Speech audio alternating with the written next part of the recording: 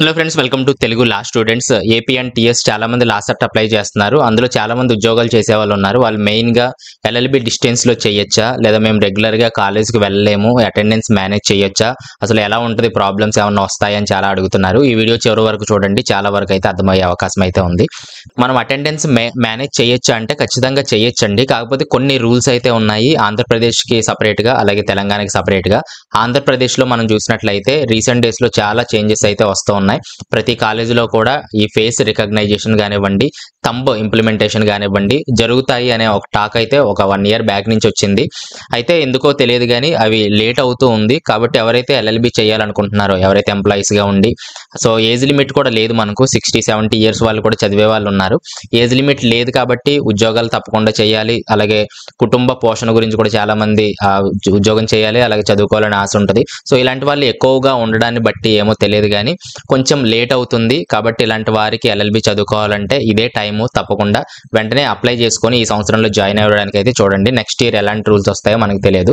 ప్రస్తుతానికి ఒక 2-3 కాలేజెస్లో, ఆంధ్రప్రదేశ్లో 2-3 కాలేజెస్లో అయితే అటెండెన్స్ ఖచ్చితంగా ఉండాలని చెప్తున్నారు. మెయిన్గా అందులో సిద్ధార్థ లా కాలేజ్ విజయవాడ, వీళ్ళు డైరెక్ట్ బోర్డు పెట్టేశారు, నో అటెండెన్స్ నో స్కాలర్షిప్, అలాగే నో అటెండెన్స్ నో ఎగ్జామ్ అని చెప్పి.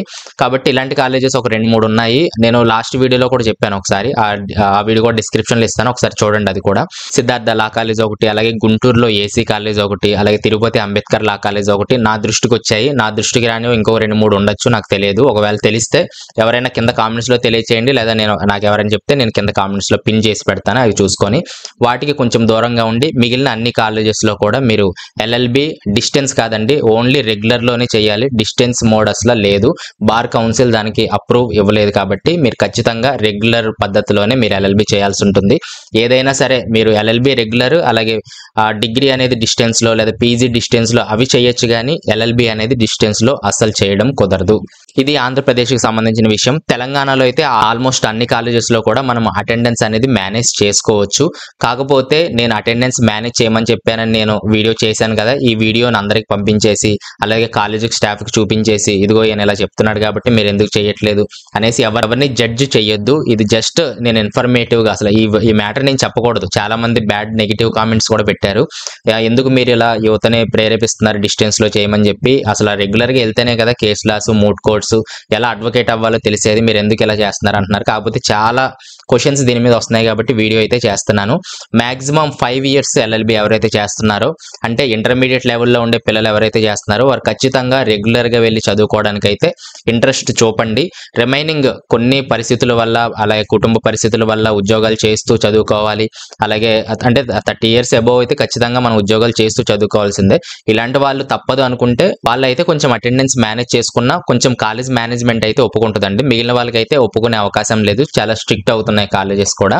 అయితే ఇంకో స్లైడ్ చూద్దాము, ఇక్కడ డీటెయిల్ గా చెప్తాను. కెన్ వి మేనేజ్ అటెండెన్స్ అంటే ఖచ్చితంగా మనం మేనేజ్ చేయొచ్చు. కాకపోతే మీరు డైరెక్ట్ గా వెళ్ళి కాలేజెస్ లోనే ప్రిన్సిపల్ గారిని అలాగే ఆఫీస్ లో గానీ అడగద్దండి, మీ కాలేజీలో అటెండెన్స్ మేనేజ్ చేస్తారా, లేదా ఎంత తీసుకుంటారు, ఇవన్నీ చాలా మంది ముందే వెళ్ళిపోయి అడిగేస్తూ ఉంటారు. అప్పుడు వాళ్ళు చేస్తున్నప్పటికీ కూడా మీరు డైరెక్ట్ గా అడగడం వల్ల, అది చెప్పకూడదు కదా ఎవరికి, కాబట్టి మీరు డైరెక్ట్ గా అడగడం వల్ల వాళ్ళు మేము అలా చేయట్లేదు, మీరు జాయిన్ అవ్వద్దని డైరెక్ట్ గా చెప్పేస్తారు. కాబట్టి ఏదైనా కాలేజ్, నేను ముందు చెప్పిన ఆంధ్రప్రదేశ్ లో కొన్ని కాలేజెస్, తెలంగాణలో ఆల్మోస్ట్ మేనేజ్ చేసుకోవచ్చు. అయినప్పటికీ కూడా మీరు డైరెక్ట్ గా ఎవరిని అడగద్దండి, డైరెక్ట్ గా సైలెంట్ గా కాలేజీలో జాయిన్ అవ్వండి, రెగ్యులర్ గా వస్తామని చెప్పండి. మీరు ఎగ్జామ్స్ రాయడానికి, అలాగే కాలేజీలో జాయిన్ అయిన తర్వాత మీ ఫ్రెండ్స్ నెంబర్స్ ఉంటాయి కదా రెగ్యులర్ గా వెళ్ళే వాళ్ళవి, వారి నెంబర్స్ తీసుకొని ఇంపార్టెంట్ ఒకేషన్స్ ఏం జరుగుతున్నాయి, అలాగే ఎప్పుడు రావాలి, ఇంటర్నల్స్ ఎప్పుడు ఉంటాయి, వైవే ఎప్పుడు ఉంటాయి, ఎలా ప్రిపేర్ అవ్వాలి, ఇవన్నీ కూడా వారి ద్వారా అయితే మీరు తెలుసుకునే ప్రయత్నం అయితే చేయండి. అయితే స్కాలర్షిప్ ద్వారా, అంటే లా సెట్ రాసి కౌన్సిలింగ్ లో పార్టిసిపేట్ చేసి స్కాలర్షిప్ ద్వారా, రియంబర్స్మెంట్ ద్వారా ఎవరైతే జాయిన్ అవుతున్నారో వారికి ఖచ్చితంగా 75% అనేది ఉండాలనేది గవర్నమెంట్ యొక్క రూలు. కాకపోతే కొన్ని మేనేజ్ చేస్తున్నాయి, ప్రాబ్లం లేదు. కానీ కొన్ని చోట్ల అయితే మేనేజ్ చేయదు. ఎక్కడంటే గౌట్ క్యాంపస్ ఏవైతే ఉన్నాయో, అంటే గౌట్ కాలేజెస్, గౌట్ క్యాంపస్ అనేవి ఎల్ఎల్బిలో చాలా తక్కువ ఉంటాయి. 1-2 Osmania university, Andhra university, Nagarjuna university, ఇలా వేల మీద లెక్క పెట్టచ్చు, ఒక 5-6. సో ఎవరైతే ఇందులో చదవాలనుకుంటున్నారో ఉన్నారో వాళ్ళు మాత్రం ఖచ్చితంగా కాలేజ్కి వెళ్ళాల్సిందేనండి, లేకపోతే డిటైన్ చేసేస్తారు. తర్వాత కొన్ని ప్రైవేట్ కాలేజెస్ మనం ముందు చెప్పుకున్నట్లుగా తెలంగాణలో అయితే నాకు దృష్టికి పెద్ద రాలేదు కానీ, అంటే తెలంగాణలో ఆంధ్రాలో కూడా గౌట్ వాటికైతే మీకు ఖచ్చితంగా అటెండెన్స్ మేనేజ్ చేయడం కుదరదు. మిగిలిన వాటిలో మనం కొన్ని చాలా వరకు అయితే చేసుకోవచ్చు. కాబట్టి 75% అనేది ఖచ్చితంగా ఉండాలి. అలాగే స్కాలర్షిప్ ఏజ్ కూడా చాలా మంది అడుగుతున్నారు.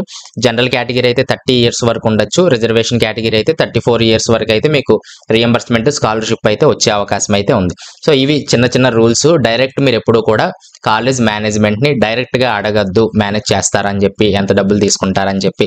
సైలెంట్గా అయితే జాయిన్ అవ్వండి, ఎల్ఎల్బి కంప్లీట్ చేసుకోండి ఇప్పుడే. తర్వాత ఫేస్ రికగ్నైజేషన్, థంబ్, బయోమెట్రిక్స్ ఇవన్నీ వస్తే మాత్రం ఎవరు ఏమీ చేయలేరు. తర్వాత ఈ ఎల్ఎల్బికి సంబంధించిన ఏజ్ కూడా తగ్గించే అవకాశాలు ఉన్నాయి. గత 2 సంవత్సరాలు ఒక కేసు కూడా నడిచింది, తర్వాత అది కొంచెం వెనక్కి వెళ్ళడం జరిగింది. కాబట్టి ఇదే టైం, ఎవరికైతే 30+ ఇయర్స్ ఉన్నాయో వారు ఎల్ఎల్బి చేయడానికి ఇదే టైము. మీ వాళ్ళు ఎవరైనా ఉంటే చెప్పి ఈ సంవత్సరాన్ని ఎగ్జామ్ రాయించేయండి. ఇంకా 25వ తారీఖు వరకు టీఎస్ ఏపీ అప్లై చేసుకోవడానికి ఉంది కాబట్టి మీరు త్వరగా అప్లై చేసేసుకోండి. దానికి సంబంధించిన వీడియోలు డిస్క్రిప్షన్లు ఇచ్చాను, అలాగే ఎలా ప్రిపేర్ అవ్వాలి అవన్నీ కూడా చెప్తూ ఉన్నాను. కమింగ్ వీడియోస్లో చాలా వీడియోస్ అయితే వస్తాయి, అవన్నీ ఫాలో అయ్యి ఖచ్చితంగా మీరు సీట్ అయితే సంపాదించేయండి. అర్థమైంది అనుకుంటున్నాను. ఏమన్నా కామెంట్స్ ఉంటే కింద కామెంట్స్లో తెలియచేయండి. నెక్స్ట్ వీడియోలో మళ్ళీ కలుస్తాను. Thanks for watching.